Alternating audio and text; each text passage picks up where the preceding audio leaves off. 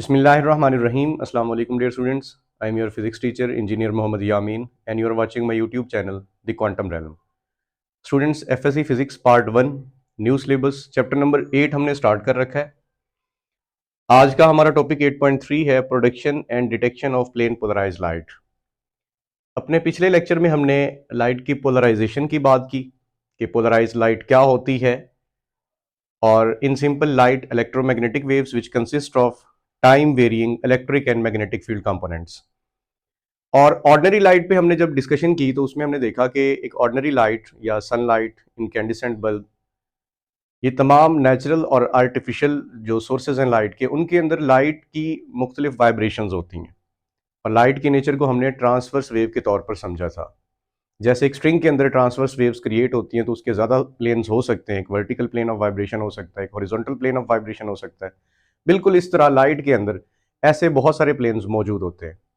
तो आज के लेक्चर में हम डिफरेंस करेंगे unpolarize light, partially polarize light, polarize light में।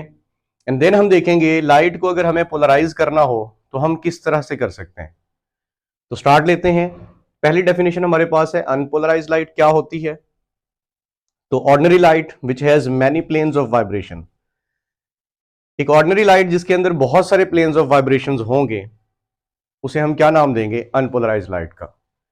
अनपोलराइज लाइट के सोर्सेज क्या होते हैं, तो light from incandescent light bulb और सनलाइट, ये लाइट हमारे पास अनपोलराइज्ड होती हैं। तो ये प्रीवियसली भी हमने डिस्कस किया था। इसके बाद हम देखते हैं पार्शली पोलराइज लाइट क्या होती है।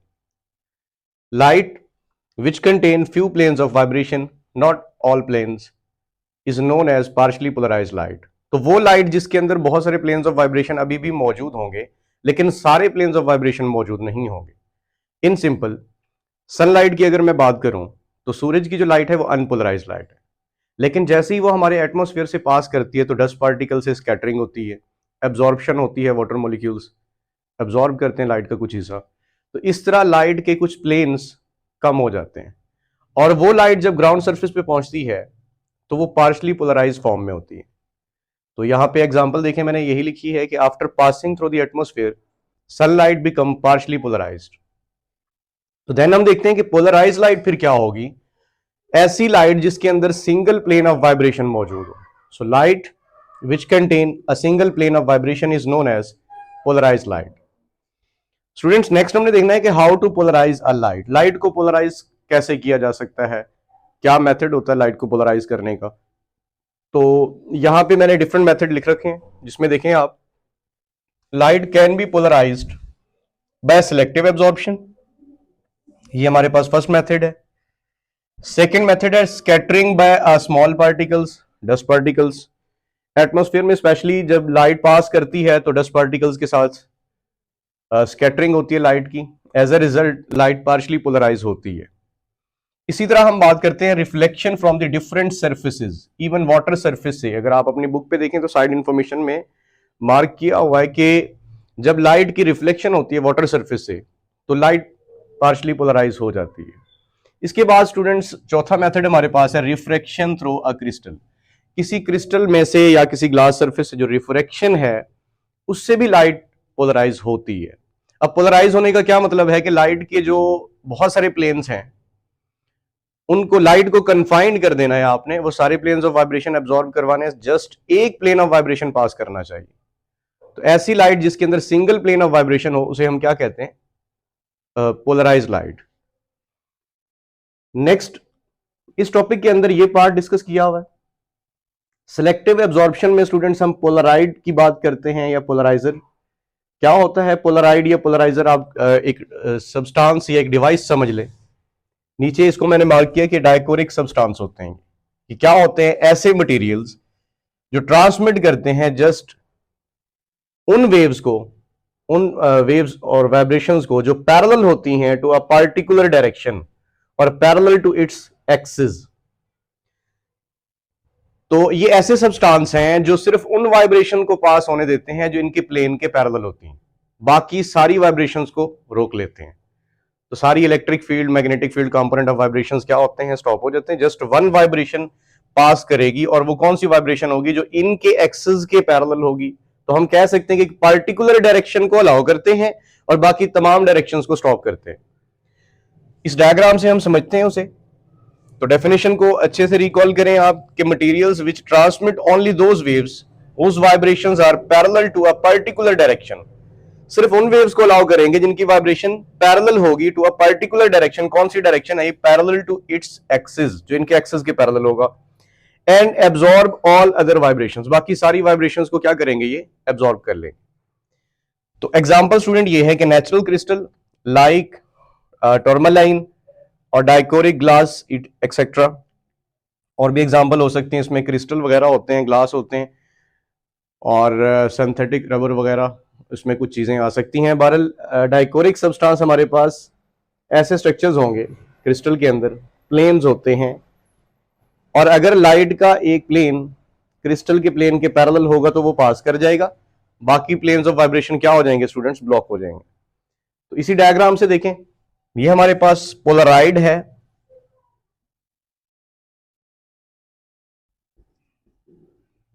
या पोलराइजर भी आप इसको कह सकते हैं। ये हमारे पास अनपोलराइज्ड लाइट है। अनपोलराइज्ड लाइट को हम पास करवाएंगे पोलराइड में से, तो आप देख सकते हैं कि बाकी प्लेन्स एब्जॉर्ब हो जाएंगे, जस्ट एक सिंगल प्लेन अलाउ करेगा, ये पोलराइड एक सिंगल प्लेन को अलाउ करेगा, तो लाइट पोलराइज हो जाएगी। सो यहां पे अगर आप देखें तो अनपोलराइज्ड लाइट मैंने मेंशन किया, लेकिन इसके अंदर जस्ट मैंने 3 प्लेन बनाए हुए। ऑर्डिनरी लाइट में तो बहुत सारे प्लेन्स होते हैं, बट समझने के लिए यहाँ पे जस्ट मैंने 3 प्लेन लिए हैं, तो आप 2 या 3 प्लेन बनाएं और उसी से आगे आपने समझना है कि 2 प्लेन यहाँ पे ब्लॉक हो गए और सिर्फ वो वाला प्लेन पास कर रहा है जो इसके एक्सिस के पैरेलल है। तो इस लाइट को हम क्या कहेंगे स्टूडेंट्स? ये हमारे पास हो गई पोलराइज्ड लाइट।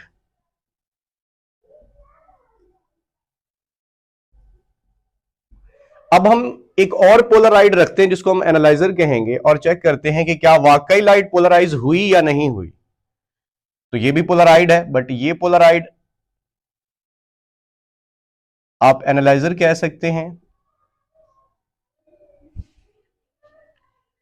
उस पोलराइड को, सेकंड पोलराइड को भी आपने बिल्कुल पैरेलल टू फर्स्ट पोलराइड, दोनों के एक्सिस पैरेलल होना चाहिए, दोनों वर्टिकल फॉर्म में रखे हुए।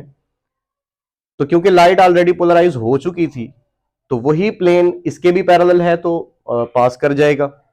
सो ये भी पोलराइज लाइट है। अब हम चेक करना चाहते हैं कि क्या वाकई लाइट पोलराइज हुई या नहीं हुई। तो ये सेकंड पोलराइड है जिसको एनालाइजर कहा मैंने, इसको आपने रोटेट करना है। इसका प्लेन है वर्टिकल, तो इसको रोटेट करना है आपने और हॉरिजॉन्टल पोजीशन में लेके आना है। ऐसा करने से क्या होगा स्टूडेंट्स?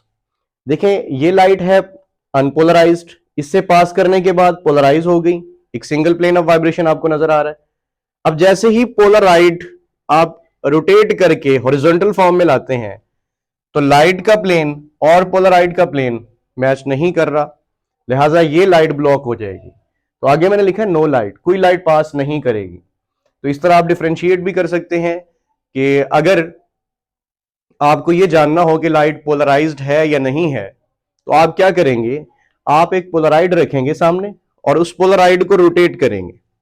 रोटेट करने पे अगर तो लाइट गायब हो जाए, कोई लाइट आपको रिसीव ना हो, तो इसका मतलब है कि लाइट पहले से पोलराइज थी। और अगर लाइट गायब ना हो, दैट मीन्स कि लाइट अनपोलराइज थी। जैसे कि मैं आपको एग्जांपल देता हूं कि देखें, अगर मैं इस पोलराइड को रोटेट करूं, ये वर्टिकल फॉर्म में है तो वर्टिकल प्लेन को अलाउ कर रहा है। इसको अगर मैं हॉरिजॉन्टल पोजीशन में ले जाऊंगा तो हॉरिजॉन्टल प्लेन इसमें से पास कर जाएगा। क्यों? क्योंकि ये लाइट अनपोलराइज्ड है, इसमें तो सारे प्लेन्स मौजूद हैं। इसको जैसे मर्जी रखें, किसी एक प्लेन को तो इसने अलाउ करना है ना। लेकिन अगर ऑलरेडी पोलराइज लाइट होगी और आगे फिर एक सेकेंड पोलराइड रख के आप रोटेट करेंगे, तो देन लाइट जो है वो पास नहीं करेगी और हम समझ जाएंगे कि लाइट जो थी वो ऑलरेडी पोलराइज्ड फॉर्म में थी। तो इस तरह आपने डिफरेंशिएट करना है पोलराइज्ड और अनपोलराइज्ड लाइट में। नेक्स्ट हम चलते हैं कि हमारा जो नेक्स्ट टॉपिक है उसमें रिफ्लेक्शन और रिफ्रैक्शन से रिलेटेड कुछ चीजें हमें समझनी है। तो उसका बेसिक थीम आप देख लें जी। तो स्टूडेंट्स, रिफ्लेक्शन हमारे पास होता है कि लाइट का एक मीडियम से दूसरे मीडियम की सरफेस पे टकरा के वापस आ जाना, रिफ्लेक्ट होके वापस आ जाना। जैसे मिरर से आप रिफ्लेक्शन देखते हैं, तो लाइट जो है वो टकरा के वापस आती है। यहाँ पे हमने सिंपल कॉन्सेप्ट देखना है, रिफ्लेक्शन और रिफ्रैक्शन के बारे में आपने प्रीवियस क्लासेस में पढ़ा हुआ है। नेक्स्ट हमने मैल्यूसियस लॉ पढ़ना है, तो उसके अंदर रिफ्लेक्शन और रिफ्रैक्शन का पार्ट आपको बहुत अच्छे से क्लियर होना चाहिए। तो रिफ्लेक्शन को समझने के लिए हम देखते हैं कि लेट्स सपोज हमारे पास ये एक बाउंड्री है मीडियम की, इससे ऊपर एक मीडियम है लेट्स सपोज एयर, और नीचे जो मीडियम है वो ग्लास है। तो लाइट जो है वो एयर से ग्लास की तरफ ट्रेवल करते हुए इस बाउंड्री पे टकराती है।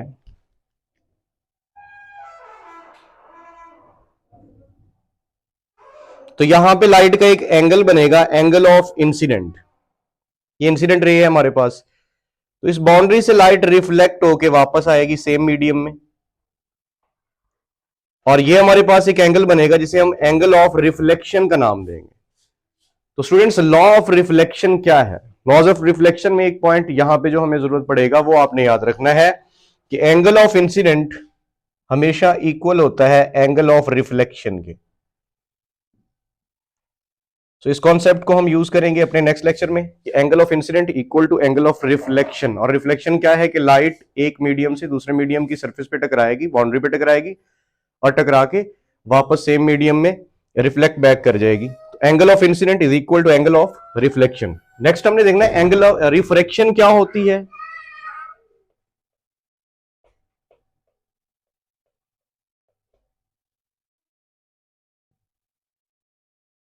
और रिफ्रैक्शन के लिए क्या रूल्स होते हैं। तो स्टूडेंट्स, रिफ्रैक्शन को समझने के लिए भी हम सेम सिनेरियो कंसीडर करते हैं कि हमारे पास दो मीडियम है, एक मीडियम एयर है और दूसरा मीडियम हमारे पास ग्लास है।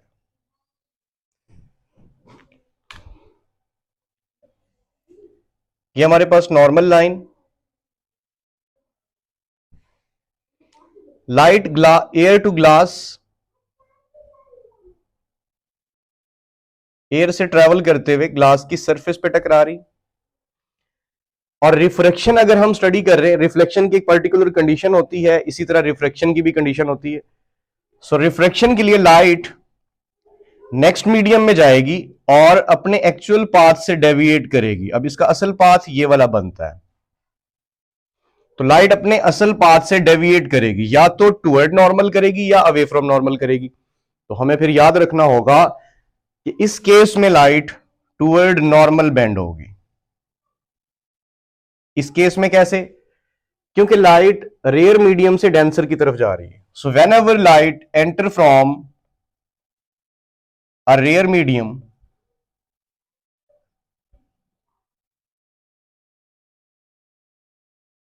To denser medium, light bends toward normal. Light ने बेंड होना है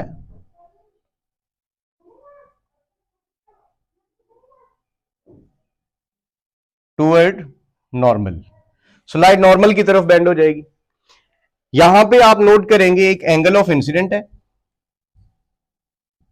और एक एंगल ऑफ रिफ्रैक्शन है। इस दफा एंगल ऑफ रिफ्रैक्शन पढ़ेंगे इसको। ये कभी इक्वल नहीं होते।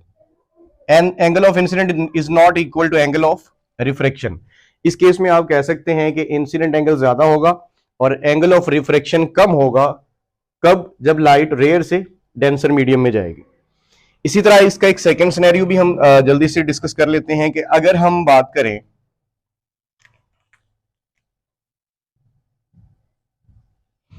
Normal line, boundary of two medium,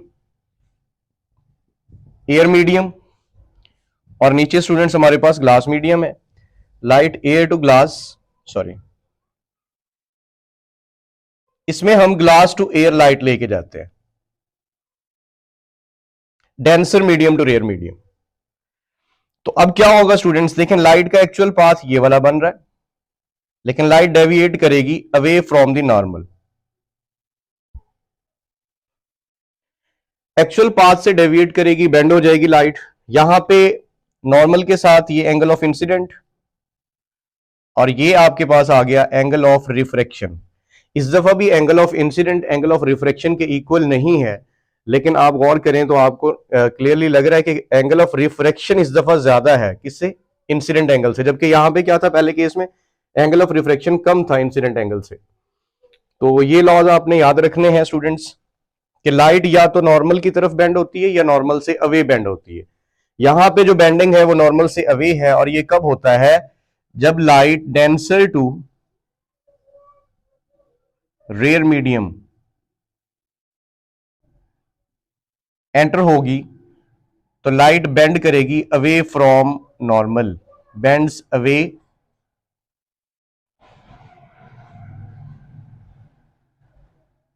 from normal. तो स्टूडेंट्स ये हमारा आज का लेक्चर था।